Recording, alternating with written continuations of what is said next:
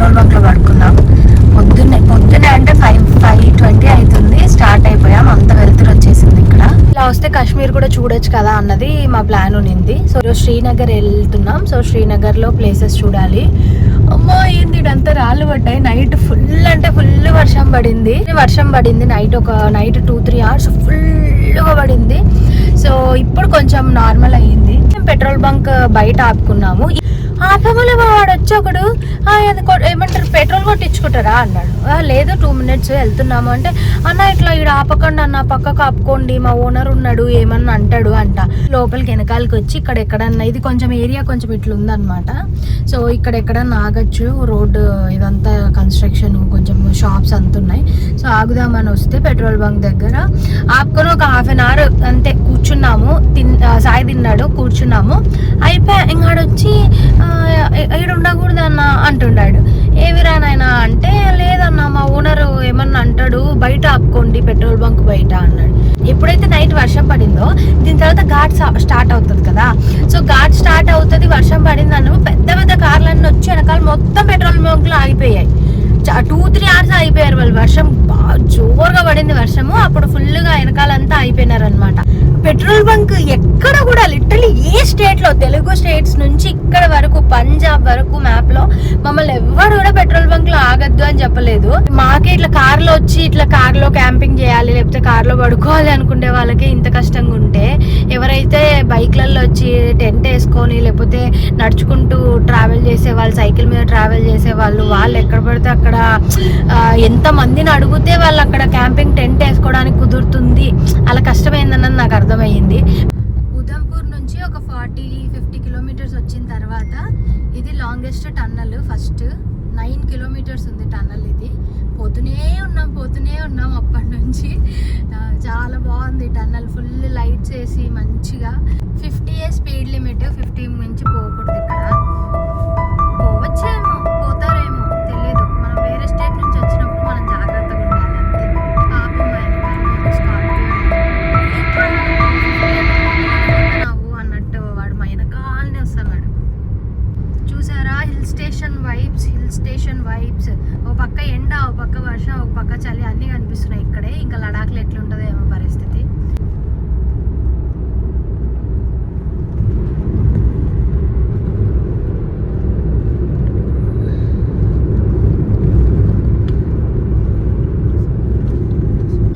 Tunnels వచ్చి ఇది 4th tunnel. రోడ్లు అయితే అమేజింగ్ ఉన్నాయి. రోడ్లు కాదు, వ్యూస్ అమేజింగ్ ఉన్నాయి.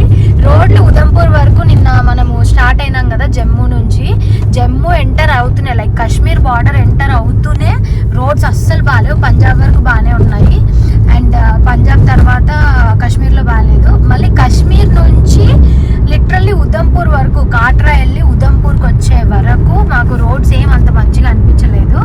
అండ్ ఉదంపూర్ దాటిన తర్వాత మనకి కొంచెం బెటరే, మాకైతే రోడ్స్ బాగానే అనిపించాయి. మధ్యలో ఉన్నాయి లైక్ ట్రాఫిక్ జామ్. అదిగో ముందర ఆల్రెడీ ట్రాఫిక్ జామ్. ఇక్కడ అదిగోండి ట్రాఫిక్ జామ్ ఉంది అక్కడ. సో ట్రాఫిక్ జామ్స్ ఉన్నాయి, కానీ బెటర్, చాలా బెటర్. ఏదో ఏమంటారు కంప్లీట్గా ఇట్లా ప్యాచీ లేకపోతే వాటర్ క్రాసింగ్ అట్లేం లేదు. టన్నల్స్ ఉన్నాయి, అంత ఉంది, బాగానే ఉంది రోడ్డు.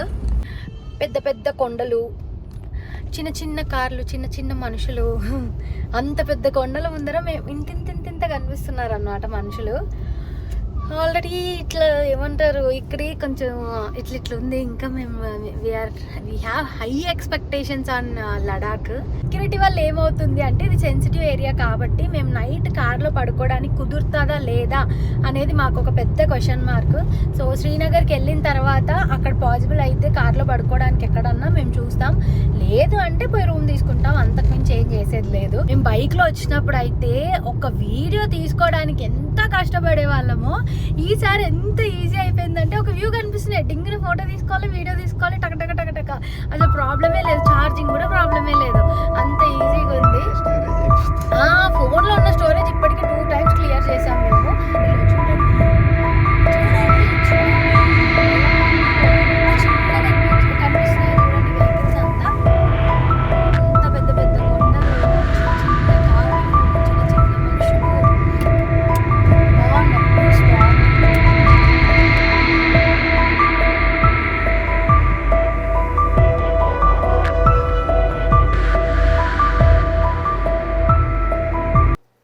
25 మినిట్స్ అవుతుంది. చాలా సేపటి నుంచి ఆపేశారు. ఎందుకు ఆపారు? ఏమైనా చెకింగ్ ఉందా అని అనుకున్నాము. అసలు ముందరికి కూడా వెళ్ళి అడగలేదు మేము. చూస్తే లాస్ట్‌కి కాన్వాయ్ వచ్చింది. కాన్వాయ్ వెళ్ళే వరకు వాళ్ళది లాస్ట్ వెహికల్ వెళ్ళే వరకు ఇంకా మనల్ని లైక్ ఇలాంటి వెహికల్స్ ఎవరిని సిటిజన్స్‌ని ఎవరిని అలౌ చెయ్యరు. సో లెఫ్ట్ రైట్ ఒకటేసారి ఫుల్ కాన్వాయ్ వచ్చేసింది. దానివల్ల ఇక్కడే ఆగిపోయాం. కానీ వ్యూస్ అయితే చాలా అంటే చాలా బాగున్నాయి.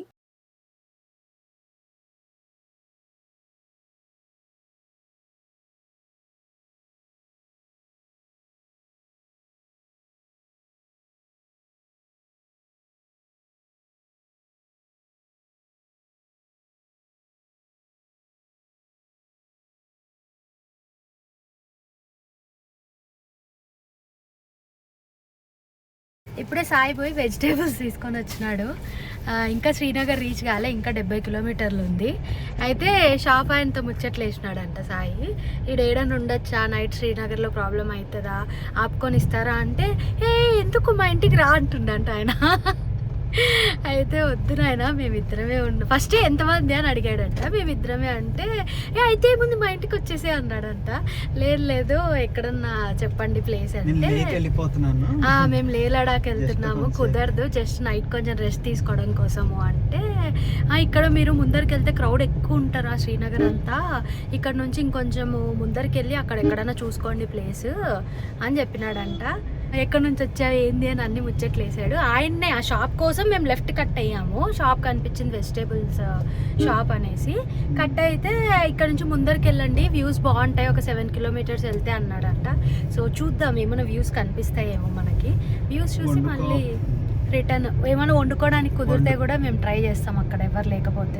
ఆయన అడిగినా వండుకోవడానికి ఏమన్నా పెట్టుకొని అవుతుందా అంటే ఇక్కడ పెట్టుకో ఏం కాదు, ఈ టాక్సీ వాళ్ళు ఏమన్నా అడుగుతారు, అడిగితే నా షాప్ ఇలానే మేము కొంచెం మనీ సేవ్ చేస్తాం అన్నమాట. ఈడే పెట్టుకొని అడిగితే నాకు వాష్రూమ్ కంతా ఇలాంటి వాటరే పట్టుకుంటాము. ఈ ప్లేస్ లోనే మేము ఆగాము. ఇందాక అక్కడ వెజిటేబుల్ అన్న చెప్పాడు, వెజిటేబుల్స్ అమ్మే అన్న ఇక్కడ వెళ్ళండి అనేసి. మంచి ప్లేస్ దొరికింది. అందుకే ఇక్కడ నేను సాంబార్ ఆల్రెడీ రైస్ అయిపోయింది, సో వెళ్ళి తినేయాలి.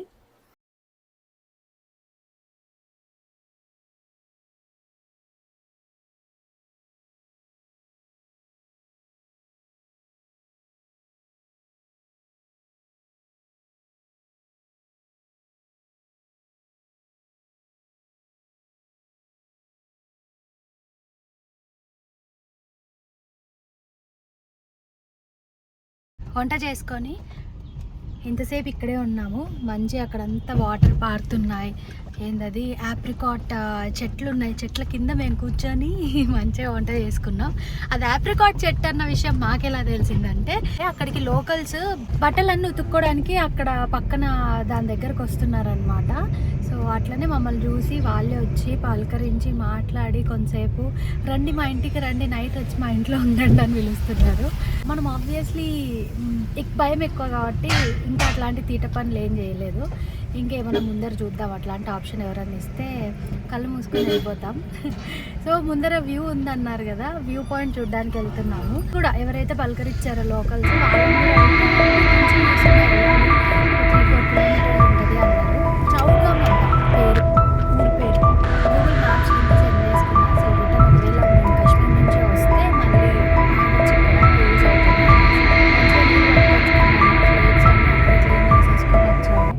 మళ్ళీ ఎక్స్ట్రా ఒకసారి గ్యాస్ ఏమైనా చూస్తావా, నీకు అనిపించట్లా?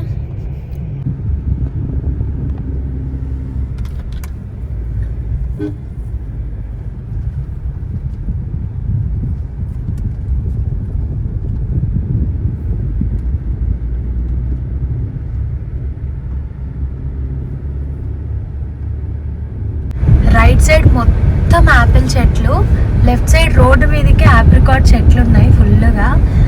ఎంత బాగుందంటే ఎంత బాగున్నాయి ఇవన్నీ ఆపిల్ తోటలే. ఇంకా పండలేదు, ఆగస్ట్కి వస్తాయంట. July August first week second వీక్కి ఆప్రికాట్ యాపిల్ అన్నీ వస్తాయంట.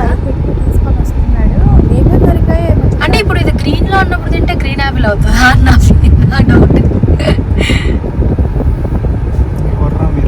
దానికి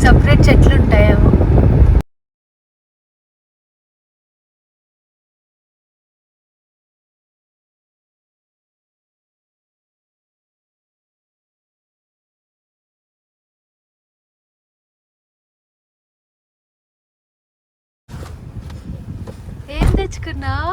ఇవి ఆయన తినేది అవును, ఆలు ఇది ఇది అది ఆలు బుకార్. ఇది ఆయనకి ఎక్కడ దొరికింది? మాకు కూడా చెప్తే మేము తెప్పుకుంటాం కదా. ఏదో తిని బాగుంటది అని చెప్పించాడు. చిన్న చిన్న కుట్టి కుట్టి యాపిల్స్. చాలు, టేస్ట్ ఎట్లుంటాయో కూడా తెలియదు.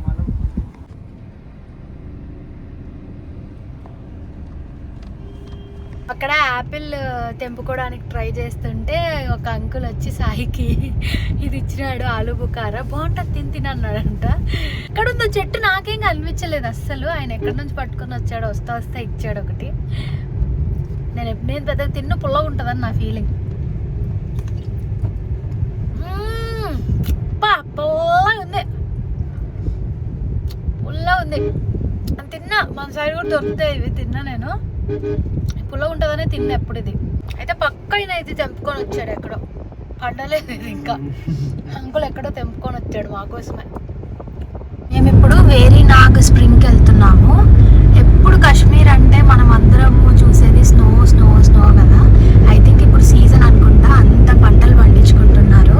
సో నెక్స్ట్ ఇంకో 2 monthsలో మంచి యాపిల్స్, ఆప్రికాట్స్ అన్నీ వస్తాయి, డ్రై ఫ్రూట్స్ అన్నీ వచ్చేస్తాయి.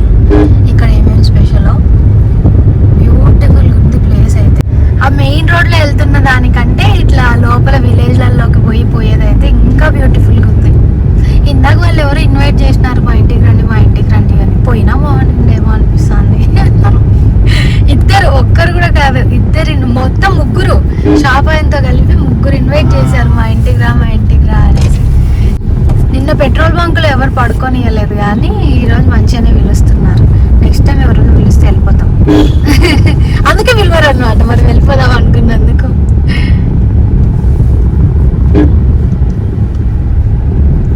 వేరీనాగ్ స్ప్రింగ్, అదొకసారి మీరు ఇన్స్టాగ్రామ్లో కొట్టి చూడండి, వేరీనాగ్ స్ప్రింగ్ అనేసి. స్నో పడుతున్నప్పుడు ఆ ప్లేస్ ఎంత బాగుందంటే అంత బాగుంది. అండ్ అలానే ఇట్లా లైట్గా ఏమంటారు ఫాగీగా ఉన్నప్పుడు కూడా సూపర్ ఉంది ఆ ప్లేస్. కానీ ఇంకా మేము ఇప్పుడు ఇందాక ఆగిన దగ్గర నుంచి మళ్ళీ బ్యాక్ సైడ్ మేము ఒక 15-20 kilometers వెళ్తున్నాము ఆ ప్లేస్ చూడడానికి.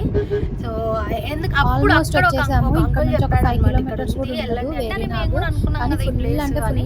సర్లే పోదాంపా, చేసేది ఏం లేదు. ఇక్కడ కనిపిస్తుంది కదా, వీళ్ళందరూ నాకు తెలిసి లోపల ఉన్నట్టున్నారు. అండ్ ఇక్కడ కార్ పార్కింగ్ కి ఫ్రీనే, మేమేమైనా మనీ తీసుకుంటారు అనుకున్నాం కానీ కార్ పార్కింగ్ ఏం చార్జ్ చేయలేదు. మీరు అక్కడ అడిగి పార్క్ చేసేసుకోవచ్చు, వాళ్ళు చెప్తారు ఎక్కడ పెట్టుకోవాలి అనేసి. 2-3 ప్లేసెస్ ఉన్నాయి, వాళ్ళని అడిగితే పార్కింగ్ కి చూపిస్తారు.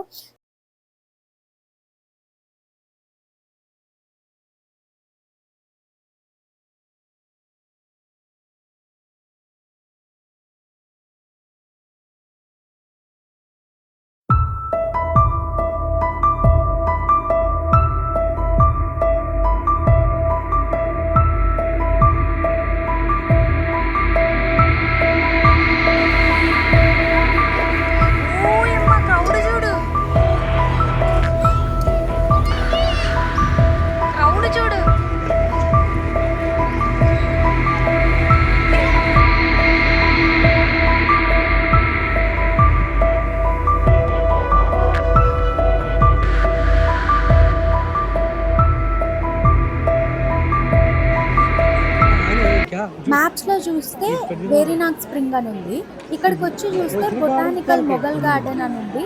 సో మాకైతే లోపలికి వచ్చిన తర్వాత అర్థమైంది ఇది ఒక శివాలయం అనేసి. కానీ ఇక్కడ వీళ్ళందరూ ఇది మొఘల్స్ది అన్నట్టు చెప్తున్నారు, మేమైతే అది నమ్మట్లేదు. ఇట్స్ హిస్టరీ కానీ వీ కాంట్ ప్రూవ్. సో ఇదైతే చాలా అంటే చాలా బ్యూటిఫుల్ ప్లేస్. అండ్ ఇది మీరు ఎర్లీ మార్నింగ్ రండి, ఎవ్వరు ఉండరు. అందులో ఇది సండే కాబట్టి ఇంత క్రౌడ్ ఉన్నారు. ఎంత చల్లగా ఉన్నాయంటే వాటర్ అంత చల్లగా ఉన్నాయి. బయటికి వస్తూనే వీళ్ళ కాశ్మీరీ లోకల్ స్ట్రీట్ ఫుడ్ ఉంది, కానీ మేము ట్రై చేయలేదు. ఇదే మేము ఫ్రీ పార్కింగ్, దీనికి ఏం ఛార్జ్ చేయలేదు. మేము ఏమైనా ఛార్జ్ చేస్తారు అనేసి అని అనుకున్నాము.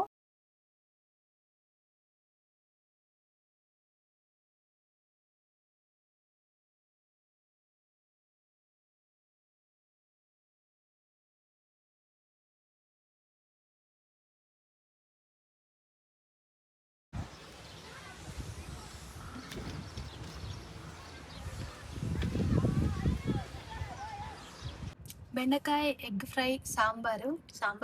మొన్నేమో థిక్‌గా అయిపోయింది. ఈరోజేమో వాటరీ వాటర్ అయిపోయింది. ఏదేమైనా టేస్ట్ అయితే బావుంటుంది. అది తెలిసిన విషయమే.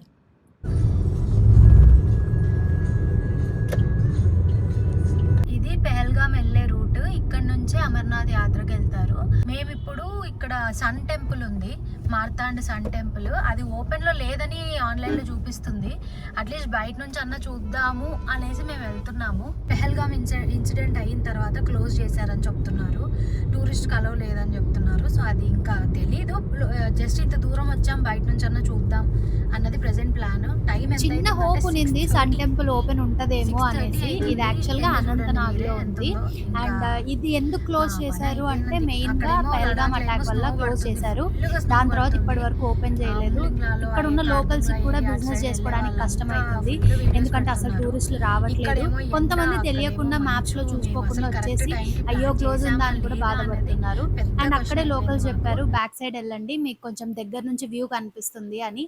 అందుకే మేము కూడా వచ్చేసాం. చాలా బ్యూటిఫుల్గా ఉంది. అండ్ ఇంకా మాకైతే చాలా సంతోషంగా అనిపించింది, అట్లీస్ట్ ఇంత ఓల్డ్ టెంపుల్ ఇక్కడికి వచ్చి కాశ్మీర్లో మేము చూసాము అనేసి.